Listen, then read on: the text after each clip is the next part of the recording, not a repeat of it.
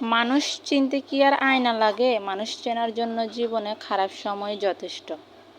আপনার জীবনে খারাপ সময় না আসলে আপনি কখনোই মানুষ চিনতে পারবেন না। তাই আমি মনে করি জীবনে কিছু কিছু সময় ধাক্কা খাওয়াটা খুবই দরকারি।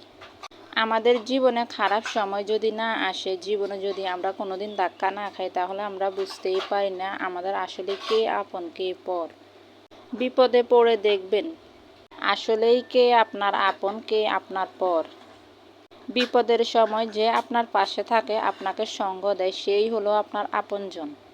দেখবেন আপনার জীবনে যখন খারাপ সময় আসবে, তখন কিন্তু আপনার পাশে কেউই থাকবে না।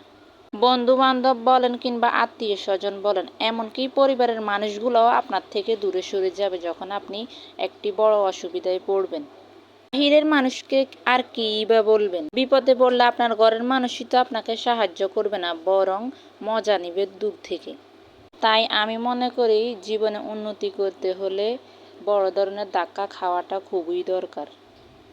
আপনি যতই ধাক্কা খাবেন, যত বড়ই বিপদেই পড়বেন, ততই আপনার জ্ঞান বাড়বে, বুদ্ধি বাড়বে, এমনকি আপনি মানুষ চিনতে পারবেন, কে আপনার কাছের মানুষ কে আপনার দূরের মানুষ। সময় বলে দিবে কে আপন কে পর।